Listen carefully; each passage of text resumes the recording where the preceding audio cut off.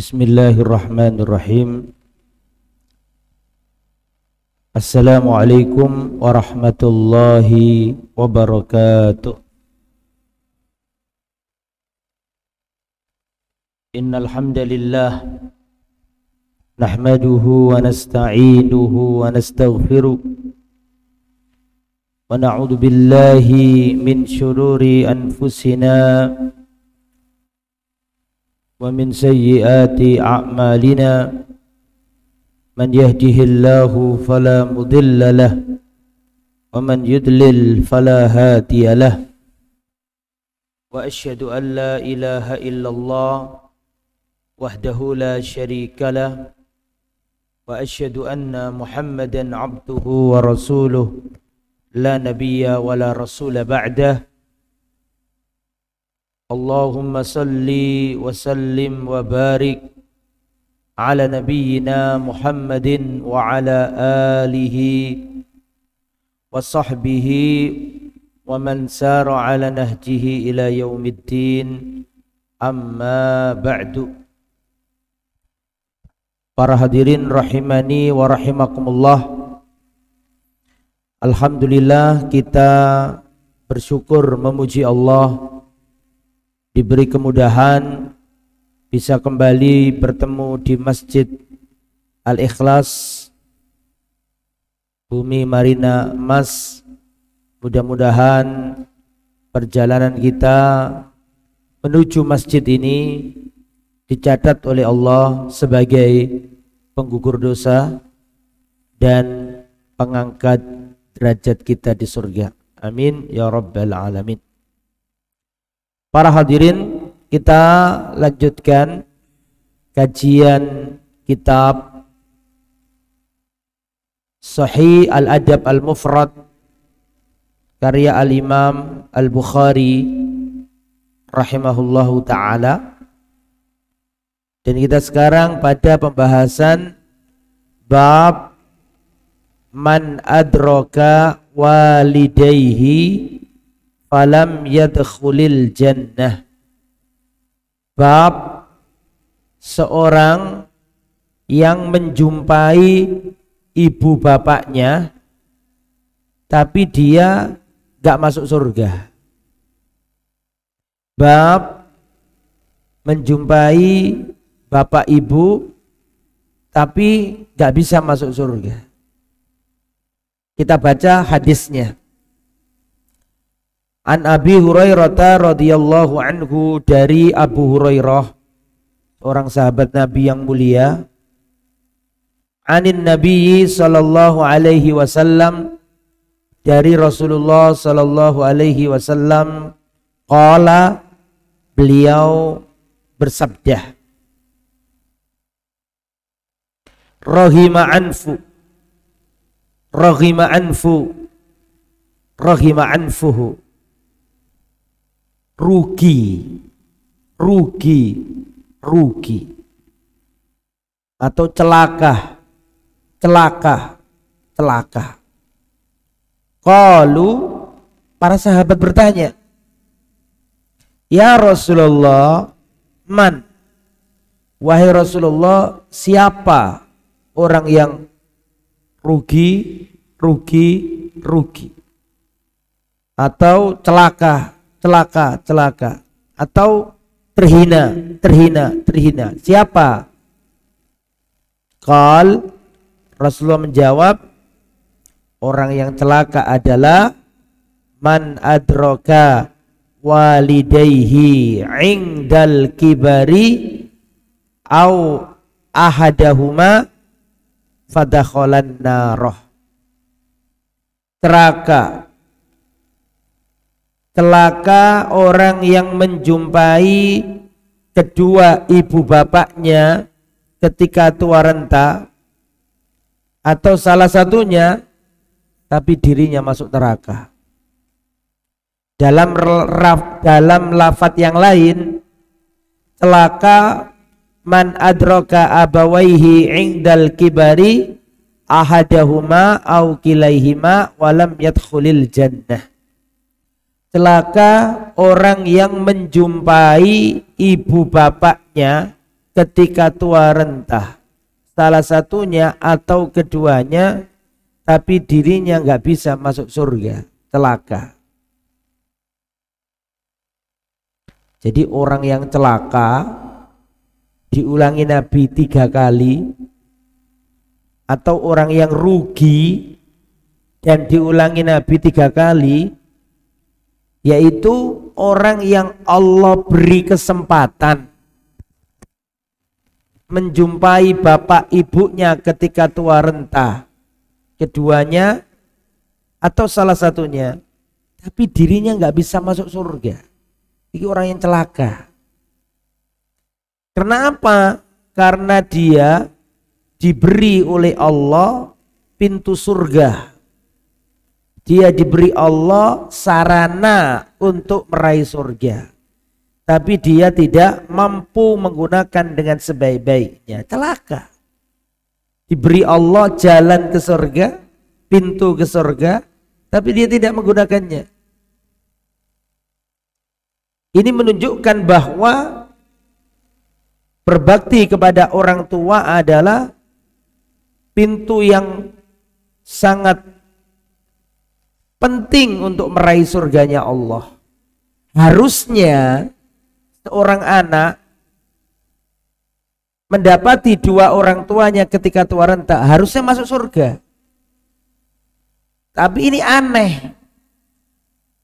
Diberi Allah kesempatan melihat ibu bapaknya tua renta, kok nggak bisa masuk surga? Aneh. Harusnya itu sangat mempermudah dia untuk memperoleh surganya Allah. Bapak-bapak, ibu-ibu, tidak ada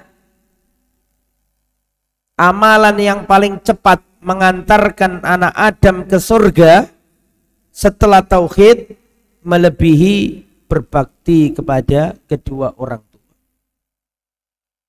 Dan tidak ada amalan yang paling cepat menjebloskan anak Adam ke neraka setelah syirik melebihi durhaka kepada orang tua. Maka yang masih punya ayah, punya ibu, dua-duanya atau salah satunya di saat usianya tua renta, Masya Allah, ilzam, tetapilah, perhatikanlah, fa innahu awsatu abwabil jannah, karena orang tua itu pintunya surga yang paling tengah. Ini adalah kita perhatian sama ibu bapak kita. Abdullah bin Umar pernah menyampaikan kepada kita sebuah hadis. Beliau pernah ditanya, mal kabair, apa itu dosa besar? Beliau menjawab, yang pertama adalah asyirku billah, syirik, menyekutukan Allah. Kemudian yang nomor 2, al-uquq, durhaka kepada orang tua. Maka jangan sampai kita berlaku durhaka kepada kedua orang tua kita. Kemudian hadis berikutnya, bab la yastaghfir li abawaihi aw li abihil musyrik. Bab tidak boleh mendoakan orang tua yang musyrik. Orang tua mati dalam keadaan non muslim, maka ini tidak boleh didoakan. An Ibni Abbasin radhiyallahu anhuma, dari Abdullah bin Abbas, semoga Allah meridai keduanya, fi qaulihi azza wa jalla, dalam firman Allah, beliau mengomentari firman Allah, imma yablughanna indakal kibar ahaduhuma aw kilahuma fala taqul lahuma uffin. Jika orang tuamu mencapai usia tua renta, salah satunya atau keduanya, fala taqul lahuma uff, maka kamu jangan mengatakan uff. Wala tanharhuma, jangan engkau bentak keduanya. Wa qul lahuma qawlan karima, dan ucapkanlah untuk keduanya qawlan karima, ucapan yang mulia, ucapan yang bagus, ucapan yang santun. Jadi berkata kasar kepada orang tua itu salah satu bentuk kedurhakaan. Kadang-kadang anak ini nggak sabaran menuntut orang tuanya cepat paham, padahal orang tuanya ini mungkin sudah sepuh, tidak langsung begitu paham.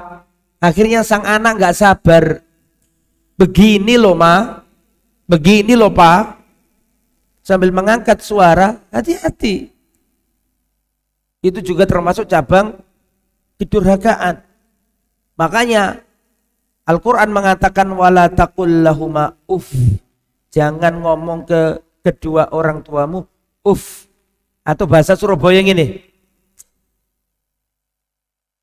Terdengar suara saya tadi?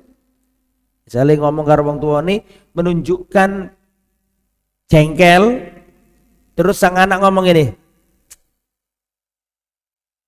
sampeyan ini, menunjukkan kekesalan anak kepada orang tua, itu termasuk kedurhakaan. Apalagi sampai bentak orang tua, maka ini termasuk kedurhakaan. Dan sebuah hadis yang terus saya ulang-ulang setiap pertemuan, Rasulullah bersabda, babani mu'ajjalani uqubatuhuma fid dunya, ada dua dosa yang disegerakan azabnya di dunia. Yang pertama al-baghyu, berbuat dolim. Orang kalau berbuat dolim pasti dibalas di dunia. Yang nomor dua al-uquq, durhaka kepada orang tua. Makanya hati-hati, kalau kita durhaka kepada ibu bapak kita, hampir bisa dipastikan anak kita nanti akan durhaka kepada kita. Wal'iyadu billah, na'udzubillah min dalik. Kemudian wahfid lahuma janahad dhulli minar rahma wa qur rabbirhamhuma kama rabbayani shaghira. Dan jangan lupa mendoakan orang tuamu. Rabbirhamhuma, ya Allah sayangilah kedua ibu bapakku, kama rabbayani, sebagaimana keduanya merawat aku, shaghira, ketika aku masih kecil. Dan dulu di awal-awal pertemuan sudah saya jelaskan bahwa berbakti kepada orang tua itu ada dua kemungkinan. Kemungkinan yang pertama, berbakti ketika orang tua masih hidup. Kalau orang tuanya masih hidup, berbakti itu poinnya ada 3. Yang pertama adalah al-ihsan ilaihima, berbuat baik kepada kedua orang tua, nyenengno atine wong tua. Apa saja yang membuat orang tua itu bahagia, senang, lakukan. Itu yang pertama. Yang kedua, wala yu'dhihima, tidak mau menyakiti orang tua.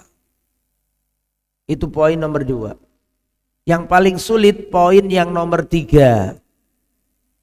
As-sabru ala adahuma, sabar dari kedua orang tua. Nah, ini banyak yang nggak bisa. Berbuat baik akeh sing iso, ngekei dhuwit nang wong tua akeh sing iso. Tidak mau menyakiti orang tua banyak yang bisa. Yang paling sulit yang nomor 3. As-sabru ala adahuma, sabar dari gangguan orang tua. Kalau orang tua sudah tua banget, membutuhkan bantuan anak, kadang sudah nggak bisa ke kamar mandi sendiri, omongannya kadang-kadang sudah aneh-aneh. Ya itu banyak anak yang nggak bisa sabar. Padahal intinya bakti itu ya sabar itu. Itu kalau orang tuanya masih hidup. Lah kalau orang tuanya sudah wafat, tetap masih berkewajiban berbakti. Adapun bagaimana cara berbakti kepada orang tua yang wafat, ada 9 cara. Seingat saya dulu sudah pernah saya sampaikan. Ada 9 cara berbakti kepada orang tua yang sudah wafat. Yang belum nulis, ditulis lagi. Atau yang lupa, diingat-ingat lagi, dijadikan ilmu dan diamalkan. Jadi berbakti kepada orang tua itu tidak hanya ketika masih hidup. Ketika orang tua sudah wafat pun harus berbakti. Mungkin dulu belum sempat nyenengno wong tua, belum sempat berbuat baik kepada orang tua, belum mapan, belum sukses, mau berbakti belum bisa. Nah sekarang sudah sukses, pengen berbakti, tapi orang tua sudah wafat. Bagaimana caranya? Ada 9 cara berbakti kepada orang tua yang sudah meninggal dunia. Yang pertama, ad-du'a'u lahuma, berdoa untuk kedua orang tua, memohon ampunan untuk kedua orang tua. Seperti dalam hadis ini, Rabbirhamhuma kama rabbayani shaghira. Allahumma gfirli, ya Allah ampuni dosaku. Wali walidayya, ampunilah kedua ibu bapakku. Warhamhuma, kasih sayangilah keduanya ya Allah. Kama rabbayani shaghira, sebagaimana keduanya menyayangi aku, merawat aku ketika aku masih kecil. Diterangkan dalam sebuah hadis, Pak, mayit itu diangkat derajatnya di akhirat. Padahal si mayit amalannya pas-pasan. Maka si mayit berkata kepada Allah, ya Rabbi, dari mana ini ya Allah? Bagaimana engkau berikan kepadaku kedudukan yang tinggi di akhirat? Padahal amalanku pas-pasan saja. Dikatakan kepada si mayit, waladuka istaghfarolaka. Dalam riwayat yang lain, bistighfari waladika laka. Karena anakmu yang di dunia sekarang berdoa memohonkan ampunan untukmu. Jadi jangan dianggap sepele doa jenengan ketika sholat tahajud, ketika sholat duha, ketika sujud, panjenengan doa itu Allahumma gfirli wali walidayya. Sesudah membaca doanya sujud, ya, subhana rabbiyal a'la atau subhana rabbiyal a'la wa bihamdi 3 kali. Setelah itu jangan lupa doakan orang tua ketika sujud itu. Allahumma gfirli wali walidayya warhamhuma kama rabbayani shaghira, atau setelah sholat atau di tempat-tempat yang lain, di waktu-waktu yang lain, monggo, terutama di keadaan yang mustajabah seperti ketika sujud. Mendoakan orang tua, ini cara yang pertama, ini cara yang paling inti. Cara yang kedua, berbakti kepada orang tua yang sudah wafat adalah tasdidu dainihi, melunasi hutangnya. Melunasi hutangnya. Karena nafsul mu'min mu'allaqatun bidainihi. Ruhnya orang Islam bergantung di utang piutangnya. Jiwanya seorang mukmin bergantung di utang piutangnya. Makanya kalau orang tua punya utang sebagai anak, ya harus rembukan dengan saudara-saudaranya. Bagaimana caranya agar hutangnya orang tua bisa dilunasi. Itu cara nomor 2 berbakti kepada orang tua yang sudah wafat. Karena utang itu penting, Pak. Nggak ada utang yang tidak terbayar, nggak ada. Hutang pasti terbayar. Kalau nggak di dunia pasti di akhirat. Nomor 3, melaksanakan nazarnya orang tua. Jadi kalau orang tua pernah nazar melakukan A, B, C, D misalnya, maka sebagai anak harus menjalankan nazar tersebut. Itu yang nomor 3. Yang nomor 4, melaksanakan wasiat orang tua. Orang tua kalau berwasiat maka harus dikerjakan oleh anak.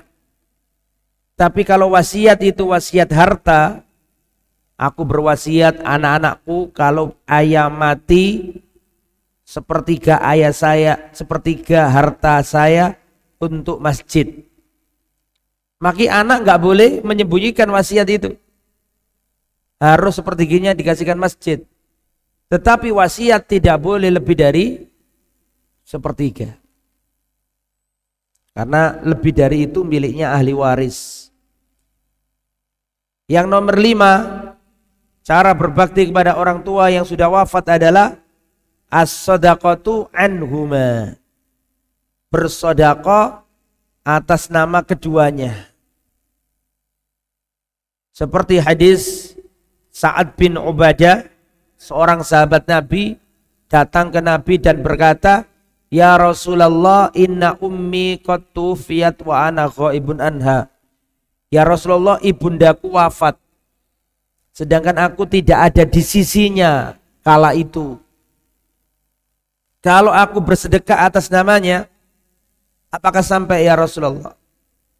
Kata Rasulullah, tasaddaq, bersedekahlah dan pahalanya sampai kepada ibumu.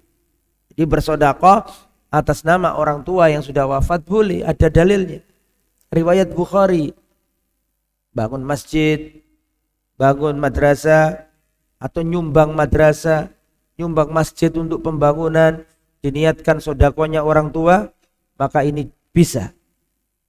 Nomor 6, cara berbakti kepada orang tua yang sudah wafat adalah menyambung tali rahimnya orang tua dan menyambung teman baiknya orang tua.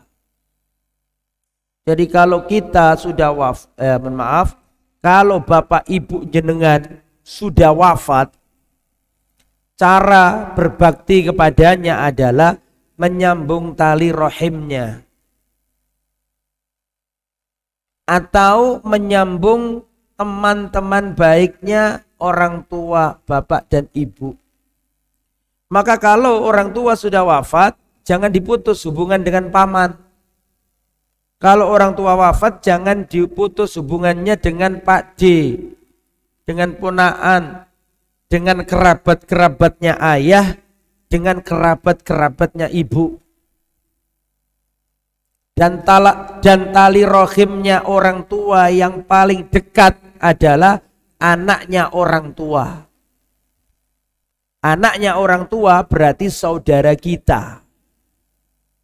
Jangan sampai orang tua sudah wafat, kemudian bertengkar anak dengan anak yang lain. Tidak rukun, rebutan warisan. Itu bahaya. Karena harusnya nyambung tali rahimnya orang tua. Dan tali rahimnya orang tua yang paling dekat adalah anaknya orang tua. Siapa anaknya orang tua? Saudara kita. Termasuk juga nyambung koleganya atau teman baiknya ayah ibu kita. Kalau orang tuanya sudah wafat, ingat-ingat siapa orang yang dulu disenangi ayah kita. Oh, dulu ayah saya sebelum wafat suka berteman sama orang itu. Lah orang itu sambungan. Oh, dulu ibu saya ketika masih hidup suka sama ibu itu. Sering saling kunjung, sering bertemu teman baiknya. Maka lanjutkan, kunjungi teman baiknya ibu kita. Abdullah bin Umar pernah melihat seorang badui membawa kendaraan, Abdullah bin Umar membawa keledai,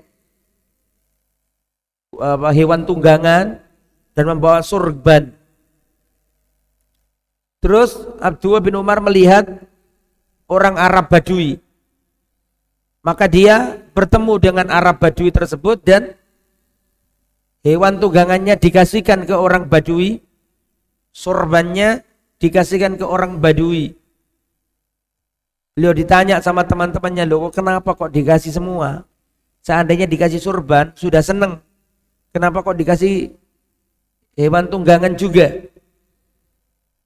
Kata Abdullah bin Umar, karena aku masih ingat dulu bapaknya orang ini disenangi bapak. Dulu bapaknya orang ini disenangi bapak, maka disambung. Itu cara yang nomor berapa tadi? 7 ya? 6. Ya, nomor 6. Nomor 7. Cara berbakti kepada orang tua yang sudah wafat adalah menghajikan orang tua. Al-hajju anhuma au ahadihima. Menghajikan orang tua. Tapi ini ada syaratnya. Syaratnya adalah anak harus haji duluan. Jadi nggak boleh menghajikan orang lain kalau dirinya belum haji. Jadi boleh menghajikan orang tua dengan syarat si anak harus sudah haji dulu. Itu juga cara. Kemudian yang nomor 8, cara berbakti kepada orang tua yang sudah wafat adalah meneruskan kebaikan orang tua. Dulu orang tuanya aktif di masjid, berperan di masjid, punya kontribusi yang positif untuk masjid dan kegiatan masjid. Terus wafat. Nah, Anda sebagai anaknya lanjutkan kontribusi nggak harus menjadi pengurus takmir, tapi apa yang menjadi keberlangsungan kemakmuran masjid disupport. Karena dulu ayah saya senang sama masjid ini, maka Anda sebagai anaknya lanjutkan. Misalnya saya dulu ada orang ngomong, saya dulu punya ayah. Yang mana ayah saya itu, kalau waktunya hari Jumat selalu datang pagi-pagi ke masjid, nyapu masjid, ngelap-ngelapi masjid, ikut beres-beres masjid. Nah, Anda sebagai anaknya, ya lanjutkan. Contoh ayahmu. Contoh ayahmu. Saya kenal seorang bapak-bapak yang ahli dalam sound masjid. Misalnya kok masjidnya kok kurang enak suaranya, beliau ahlinya. Ditoto-toto enak suaranya. Ono sing mikir berat gak enak, sing rungokno ya berngungung misalnya. Beliau datang, ditoto-toto, kadang-kadang karpetnya harus ditentukan, kadang-kadang gini-gini, akhirnya suaranya jadi enak. Sekarang beliau sudah wafat, rahimahullah. Lah, anaknya itu profesinya dokter. Tapi karena ingat orang tuanya dulu itu suka kayak gitu itu, nah sekarang Pak Dokter ini sering datang ke masjid, bantu-bantu. Padahal punya kegiatan banyak, ada jadwal praktek dan seterusnya. Tapi kalau ada urusan sonnya masjid, suaranya masjid ini, semangat ini orang, bahkan dia tinggalkan prakteknya karena melanjutkan apa yang dulu dilakukan oleh ayahnya beliau. Nah, ini salah satu cerminan kebaikan yang kita harus menyontoh. Jadi misalnya ada orang, saya dulu punya ayah saya itu punya amal yang sering dia lakukan, amal baik. Lah Anda sebagai anaknya lanjutkan. Itu cara berbakti kepada orang tua yang sudah wafat. Yang nomor berapa sekarang? 9. Cara berbakti kepada orang tua yang sudah wafat adalah jadilah anak soleh. Jadilah anak soleh. Karena kalau kau jadi anak soleh, maka amal kebaikan yang kau lakukan otomatis wong tuamu oleh pahala.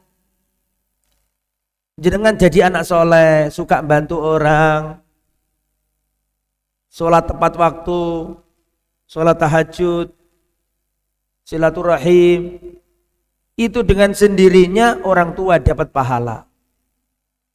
Kenapa? Karena kita punya andil di sana. Dulu yang mencekolahkan ya orang tuanya, misalnya. Dulu yang membayar SPP ya orang tuanya. Dulu yang mengajari itu ya orang tuanya. Maka meskipun anak ini tidak meniatkan pahalanya dikirim, pun dapat pahala. Karena tidak semua amalan bisa dihadiahkan ke orang tua. Kalau sedekah bisa atas nama orang tua. Kalau sholat nggak bisa. Ada orang sholat ngomong, ya Allah, tolong pahala sholat saya untuk ibu saya. Tidak bisa. Karena sholat itu ibadah nafsiyah, fardiyah. Tapi kalau anak itu soleh, dia sholat dengan sendirinya, orang tua dapat kiriman pahala. Mana dalilnya, Ustaz? Surat An-Najm, Allah Subhanahu wa taala berfirman, wa an laisa lil insani illa ma sa'ah. Manusia tidak memperoleh apapun kecuali jeripayanya sendiri, kecuali hasil usahanya sendiri. Tapi kata Nabi, wal waladu min kasbihi. Anak itu termasuk hasilnya orang tua. Lihat duit anak, monggo diperhatikan baik-baik. Karena anak kita itu usia yang tersisa. Kalau kita mati, maka ada usia yang tersisa di dunia. Usia yang tersisa itu adalah anak-anak kita. Makanya harus kita perhatikan baik-baik. Itu 9 ya. Tetapi ada orang tua yang nggak boleh didoakan.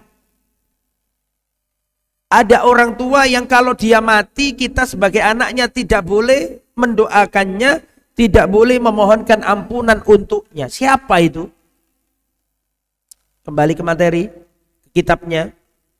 Yaitu orang tua yang mati dalam keadaan kafir atau non-muslim. Ini dalam surat At-Taubah ayat 113.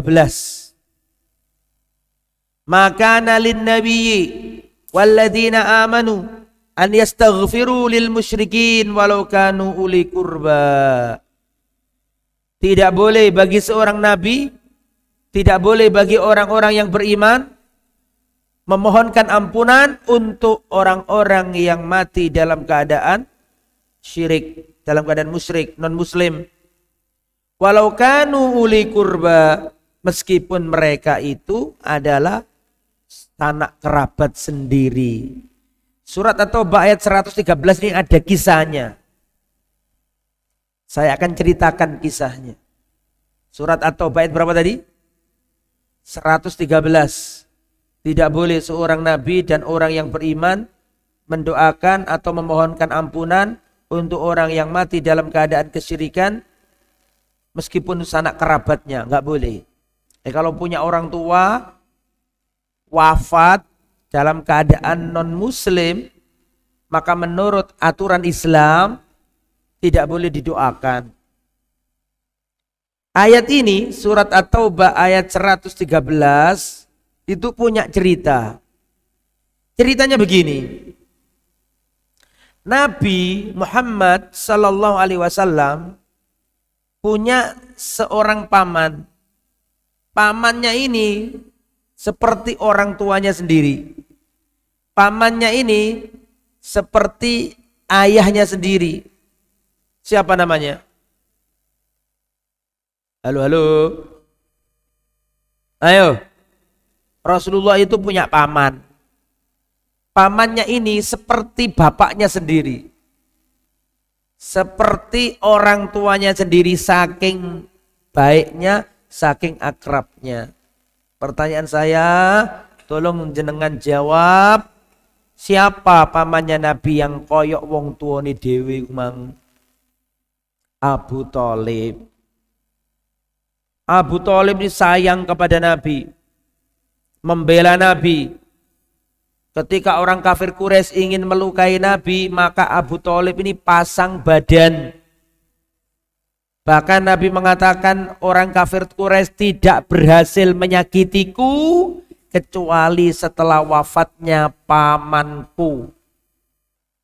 Ketika Abu Thalib masih hidup, tidak ada yang berani. Terang-terangan melukai Nabi, gak ada yang berani. Lah, tapi ketika Abu Thalib ini wafat, baru fisik dan seterusnya. Ketika Abu Thalib ini kritis, hampir mati, maka didatangi Rasulullah. Rasulullah pengen pamannya masuk Islam. Dan Rasulullah sallallahu alaihi wasallam berkata, "Ya ammi qul la ilaha illallah kalimatan asyhadu laka biha indallah yaumal qiyamah." Paman, ucapkan la ilaha illallah, sebuah kalimat yang aku akan membelamu pada hari kiamat. Ucapkan paman. Saking pinginnya Nabi pamannya masuk Islam.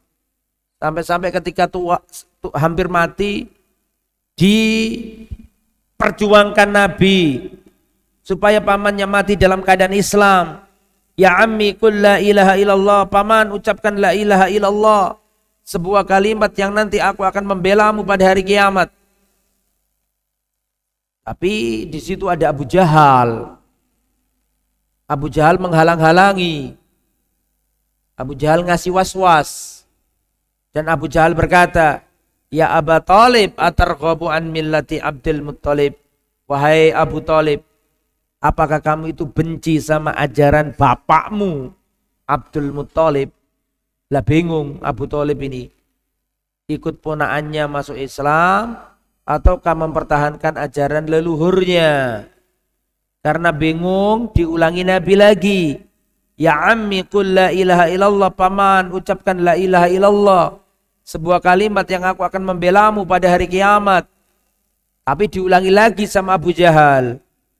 Kamu benci tah sama agamanya bapakmu? Bingung. Ikut ponaan apa ikut bapak? Ikut Islam tauhid apa ikut bapak ajaran syirik pagan? Tapi terakhir huwa ala millati Abdul Muttalib, dia lebih memilih agamanya Abdul Muttalib, terus mati. Maka Nabi sedih dan Nabi berkata, wallahi ya ammi la astaghfiranna laka ya ammi malam unha dzalik malam unha angka. Wahai paman, aku akan terus mendoakanmu, memohonkan ampunan untukmu paman. Selama aku tidak dilarang, aku akan mendoakanmu, memohon ampunan untukmu. Langsung turun surat At-Taubah ayat 113 yang tadi kita bahas itu. Jadi surat At-Taubah ayat 113 itu ada sababun nuzulnya. Langsung turun ayat ini, Nabi ditegur oleh Allah. Maka nalin nabiyyi walladzina amanu an yastaghfiru lil musyrikin walau kanu uli qurba. Tidak boleh bagi seorang nabi, bagi orang yang beriman, memohonkan ampunan untuk orang yang mati dalam keadaan sebagai orang musyrik, non muslim, kafir. Walau kanu uli qurba, meskipun mereka sanak kerabat terdekat.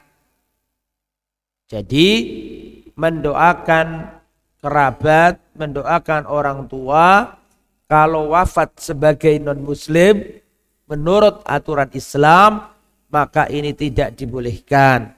Dalilnya surat apa tadi? At-Taubah ayat 113.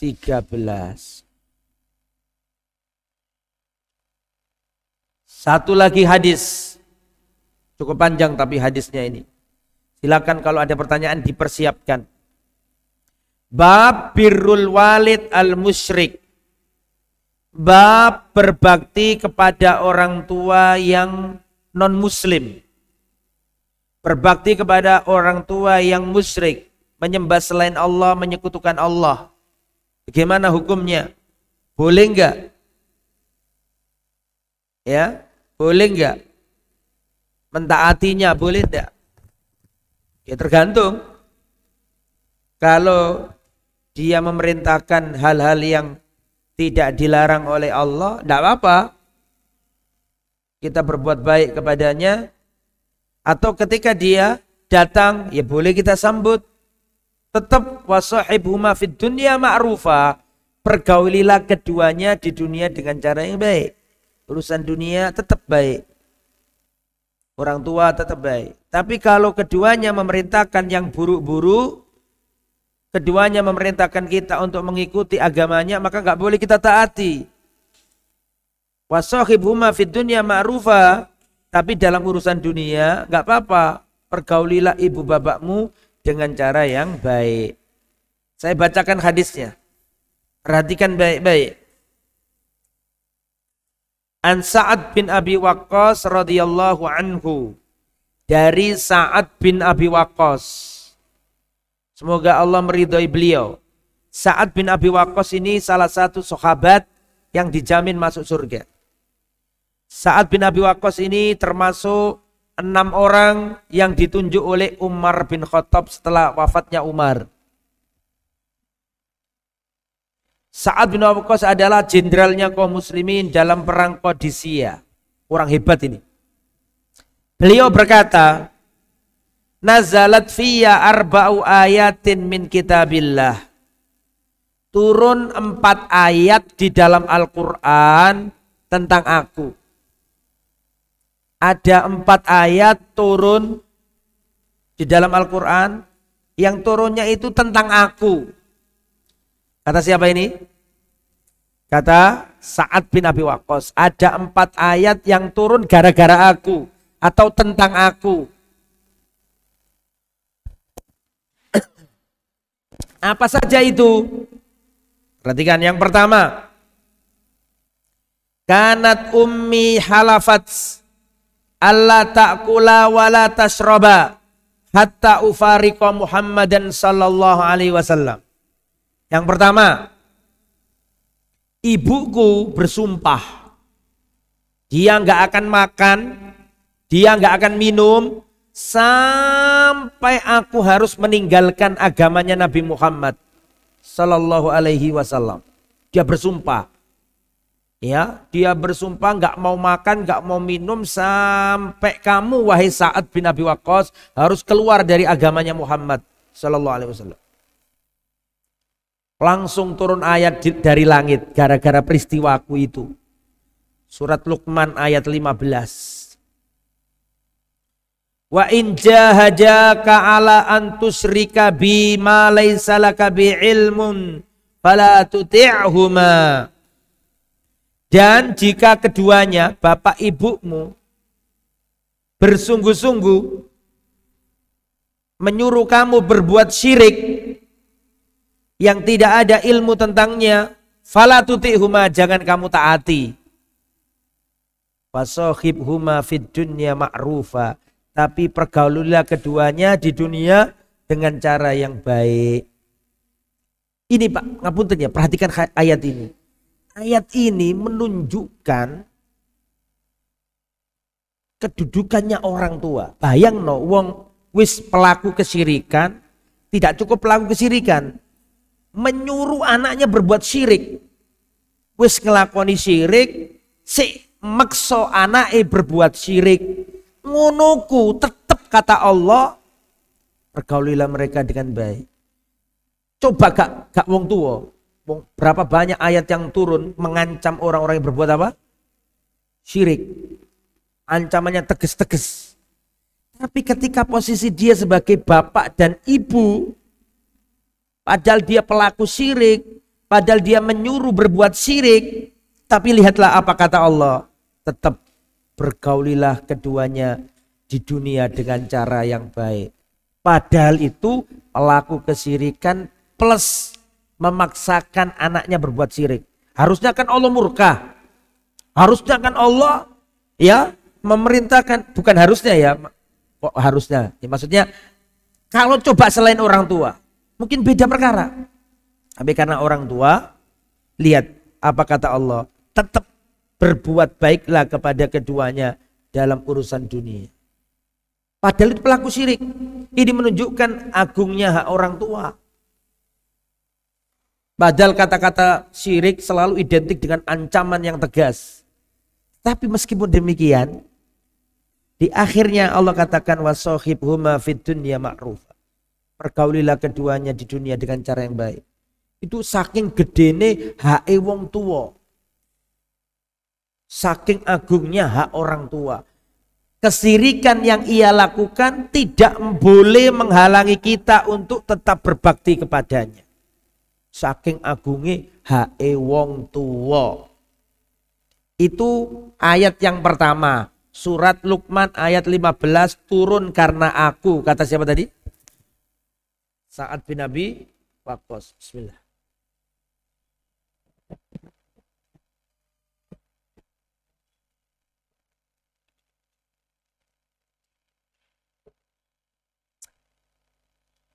Ayat yang nomor 2 yang turun gara-gara aku. Inni kuntu akhadtu saifan a'jabani. Aku pernah mengambil pedang. Yang pedang ini sungguh membuatku takjub. Pedang ini membuat aku kagum.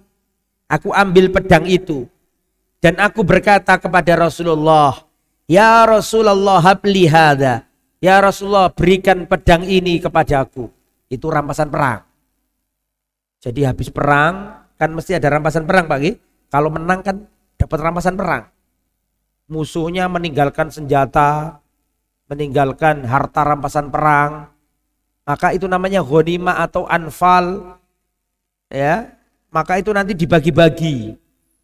Kemudian Sa'ad bin Abi Waqqas ini melihat ada pedang yang bagus, ada pedang yang membuat dirinya kagum. Maka Sa'ad bin Abi Waqqas datang ke Nabi dan berkata, ya Rasulullah berikanlah pedang ini kepadaku. Langsung turun ayat dari langit. Yas'alunaka 'anil anfal. Mereka bertanya kepadamu Muhammad tentang rampasan perang. Jadi ada aturannya. Itu turun karena Sa'ad bin Abi Waqqas. Yang nomor berapa? Nomor 3. Nggih, nomor 3 nggih. Inni maritu, aku dalam keadaan sakit. Aku sakit. Fa'atani Rasulullah, dan Rasulullah mendatangi aku. Fakultu, maka aku berkata ke Nabi, inni uridu an uksim mali.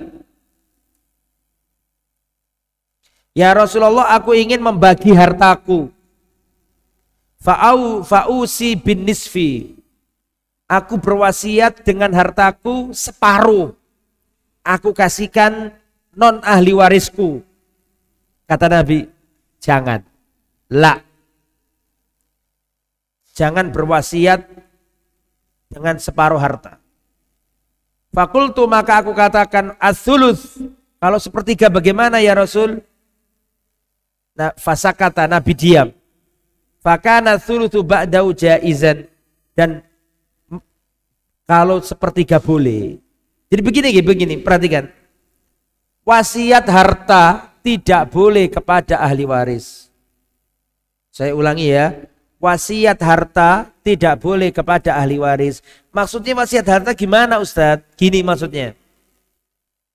Gak boleh orang tua ngomong begini, nak, nanti kalau bapak mati, maka tanahnya ayah, tambak yang sekian hektar itu untuk kamu, anak pertama. Anak itu dikumpul no, siji loro telu. Itu tambak yang sekian hektar itu milikmu, milik kakak yang paling gede. Itu tokohnya ayah, itu milikmu, anak yang kedua. Kemudian pabriknya ayah yang ada di Sidoarjo misalnya, itu milik anak yang ketiga misalnya. Wasiat seperti ini nggak boleh, haram. La wasiyata liwarisin, tidak boleh ada wasiat kepada ahli waris, nggak boleh.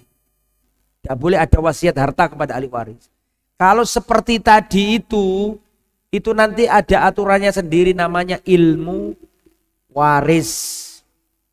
Meskipun gak kamu dom, Nanti ada aturannya, anak lanang oleh piro, anak wedok oleh piro, bojo nek ditinggal mati oleh piro, wis ono hitungane, gak usah diwasiati. Gak boleh. Boleh kalau hibah, boleh. Nak bapak wis tuwa. Bapak wis gak iso nyambut gawe. Wis ngene wae. Tokonya ayah yang di Sidoarjo itu milikmu anak pertama, yang di Gresik milikmu anak kedua, kemudian yang di Surabaya milikmu anak ketiga. Boleh kalau hibah. Cuman kalau hibah itu ke perpindahan kepemilikan harus ketika orang tuanya masih hidup. Nek nunggu mati iku jenenge wasiat. Nek menenek mati wis bagian ojo repot-repot iki nggonmu gak boleh. Nek niat ngkei hibah saiki boleh kalau itu. Ada pun nek ngenteni mati gak usah dikenokno. Wis ana aturane dhewe jenenge ilmu napa? Ilmu waris. Lah ini saat bin Abi Waqqas ini sakit, maka beliau berwasiat, tapi kenyataannya beliau gak wafat, umurnya panjang pada waktu itu. Tapi jenenge wong sakit kan mungkin ada. Maka beliau berwasiat separuh harta untuk non ahli waris, kan gak boleh untuk ahli waris tadi. Kata Nabi jangan, terlalu gede, setengah terlalu gede. Akhirnya Nabi memperbolehkan sepertiga. Jadi wasiat boleh sepertiga. Kenapa? Karena selebihnya itu miliknya siapa? Ahli waris. 2/3 itu miliknya ahli waris. Makanya yang wasiat gak boleh lebih dari 1/3. Kanggo masjid, kanggo yatim piatu, kanggo siapa terserah sesuai dengan. Tapi gak boleh lebih dari 1/3 harta. Karena lebih dari 1/3 itu haknya siapa? Ahli waris. Nah, itu yang nomor 3. Yang nomor 4, ini syaribtul khamra ma'a qaumin minal ansor. Sesungguhnya dulu aku pernah minum khamr bersama orang-orang Ansor, minum khamr. Fadaraba rajulun minhum anfi bilahyai jamal. Karena mabuk, maka ada lelaki Ansor yang memukul hidungku dengan rahangnya unta. Mabuk. Fa'ataitun Nabiyya sallallahu alaihi wasallam, aku datangi Nabi. Fa'anzalallah tahrimal khamr. Akhirnya Allah turunkan dalil pelarangan khamr. Ya ayyuhalladzina amanu. Gimana? Innamal khamru wal maisiru wal ansabu wal azlamu rijsun min amalis syaitan fajtanibuhu.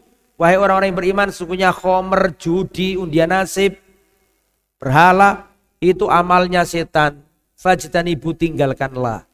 Jadi saat bin Abi Waqqas ini beliau mengatakan turun ayat dari Al-Quran tentang aku sebanyak berapa ayat tadi? 4 ayat. Ini menunjukkan keutamaan Sa'ad bin Abi Waqqas sampai-sampai perkaranya dia menyebabkan turunnya Al-Quran. Tetapi 1, 2, 3, 4 tadi yang sesuai tema yang nomor 1 tentang berbakti kepada siapa tadi? Orang tua yang dalam keadaan musyrik. Boleh ditaati, maksudnya boleh berbuat baik dengannya jika dalam hal-hal yang ma'ruf dalam dunia, perkara dunia. Tapi kalau agama mereka nyuruh kita ikut ritualnya, ini nggak boleh. Ya, lakum dinukum waliyadin, bagimu agamamu, bagiku agamaku. Makna toleransi itu harus benar. Toleransi itu jangan diartikan kalau sana punya kegiatan kita ikut, kalau kita punya kegiatan yang sana juga ikut. Bukan gitu. Itu bukan toleransi itu. Itu campur aduk. Toleransi itu kalau mereka punya kegiatan jangan diganggu. Tapi juga jangan ikuti. Lah kalau kita punya kegiatan, mereka juga nggak usah ikut. Jadi toleransi itu tidak mengganggu ritual orang lain, silakan. Tapi jangan dicampur adukkan.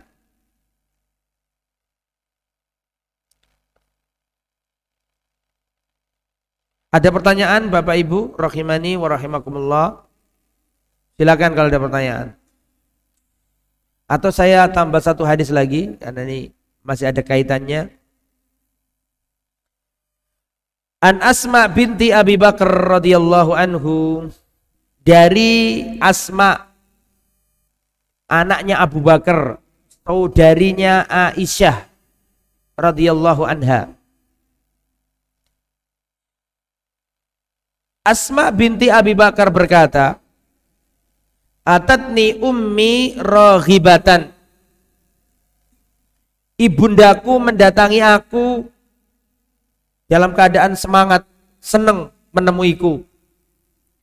Fi ahdin Nabi, di masa Rasulullah, tapi ibunya nih masih kafir. Jadi Abu Bakar As-Siddiq punya istri pada waktu itu. Emaknya Asma binti Abi Bakar, tapi pada waktu itu masih non muslim. Terus ibunya datang ke Asma, padahal ibunya ini non muslim. Fasa'altun Nabiyya sallallahu alaihi wasallam, maka aku bertanya ke Rasulullah, afa asiluha, ya Rasulullah, apakah boleh aku sambung orang tuaku? Ya Rasulullah, apakah boleh aku berbuat baik kepada orang tuaku? Rasulullah menjawab, na'am, ya, boleh. Qala Ibnu Uyainah, Imam Ibnu Uyainah berkata, maka turunlah ayat dari Al-Quran tentang hal itu. Tentang seorang ibu atau orang tua yang non muslim, apakah boleh kita berbuat baik kepadanya? Turun ayat dari langit. Surat Al-Mumtahanah ayat 8. La yanhakumullah anil ladzina lam yuqatilukum fid din. Allah tidak melarang kalian berbuat baik kepada orang-orang yang tidak memusuhi kalian dalam agama kalian. Jadi kalau ada berbuat baik kepada orang non muslim yang orang ini nggak memusuhi agama kita, ini nggak dilarang oleh. Jadi kalau kita melihat tetangga kita non muslim tertimpa musibah, boleh kita tolong. Bukan boleh, harus kita tolong. Ya, minta bantuan, ya kita tolong. Untuk menolong orang non muslim gak harus tanya agamanya apa. Ya, jangankan menolong manusia, menolong anjing yang najis saja diberi pahala oleh Allah Subhanahu wa taala. Jadi Islam tidak melarang berbuat baik kepada orang non muslim selama non muslim itu tidak memusuhi kita dalam masalah agama. Maka boleh kita berbuat baik kepadanya, tidak dilarang. Silakan kalau ada pertanyaan.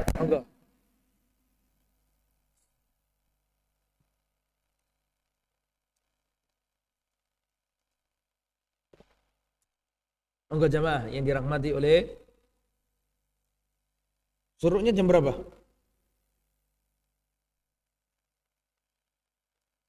Dalam. Sudah.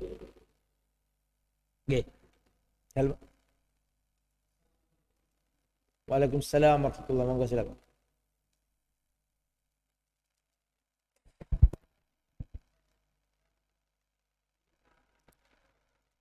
Doa anak soleh, gitu terus.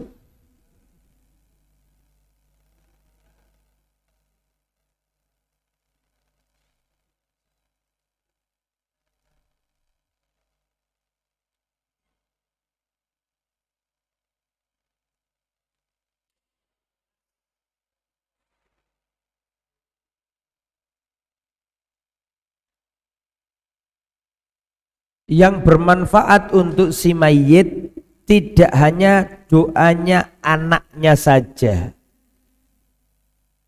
Bahkan doanya orang lain pun bermanfaat kepada si mayit. Kita punya tetangga kita itu baik banget. Misalnya nih, orangnya baik, sholatnya tekun, sama orang juga suka bantu, orangnya itu rendah hati, tidak sombong, kalau bergaul bermuamalah baik, suka membantu orang yang kesusahan, terus mati, wafat. Terus tetangganya ini sungguh terkesan dengan muamalahnya yang baik. Orang-orang di sekitarnya itu merasa kehilangan karena ini sosok yang bagus, sosok yang baik, sosok yang suka membantu orang yang susah. Terus orang-orang ya di sekitarnya itu berdoa karena ini orang baik, ketika sholat dia mendoakannya, padahal nggak ada sanak kerabat, nggak ada hubungan sama sekali, murni karena hubungan saudara se-Islam. Pertanyaannya, apakah ini sampai? Jawabannya sangat sampai. Dan itu bisa. Ngapain Nabi berkata, ma min muslimin yamutu fayusalli ala janazatihi arba'una rajulan la yusyrikuna billahi syai'a illa syafa'ahumullah. Siapapun orang Islam yang mati terus disolati oleh 40 orang yang tidak melakukan kesyirikan, maka Allah perkenankan doanya orang 40 tersebut. Itu orang 40 kan gak mesti sanak kerabatnya, betul? Ya ono koncone, ono wong liya, ono tonggone. Jadi doanya orang Islam kepada si mayit meskipun gak ada hubungan apapun itu sampai. Secara hukum fikihnya, secara hukumnya sampai. Adapun masalah membuat kegiatan ritual-ritual, nah itu beda lagi kalau perkara itu. Tapi kalau pertanyaannya apakah sampai? Sampai. Tentu dengan cara yang baik, ya, tidak harus dengan cara rame-rame, ya.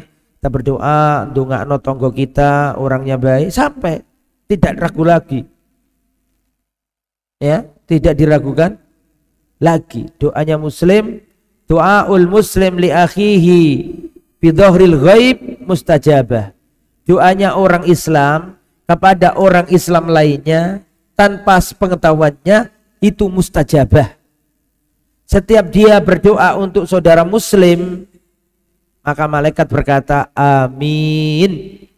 Kamu pun mendapatkan hal yang sama. Jadi kalau pertanyaannya apakah sampai? Sampai.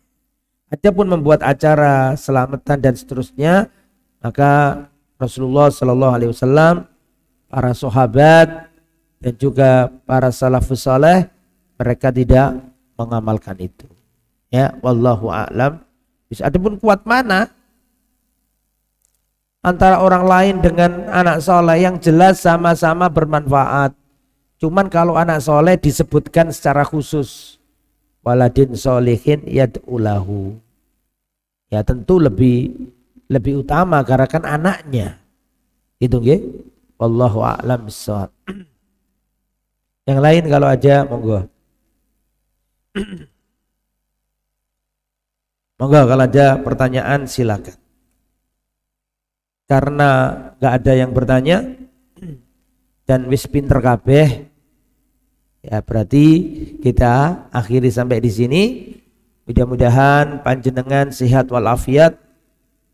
Semoga kita dijadikan hamba-hamba Allah yang bersaudara, dilapangkan rezekinya, ditentremkan anak kerabatnya, dijaga rumah tangganya, disolehakan putra putrinya, disehatkan jasmani dan rohaninya.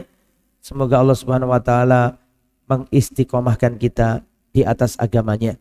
Kita tutup dengan bacaan kafaratul majlis. Subhanakallahumma wa bihamdika asyhadu an la ilaha illa anta astaghfiruka wa atubu ilaik. Wassallallahu ala nabiyyina Muhammad wa ala alihi wa sahbihi ajmain. Wa akhiru da'wana alhamdulillahi rabbil alamin. Wassalamualaikum warahmatullahi wabarakatuh.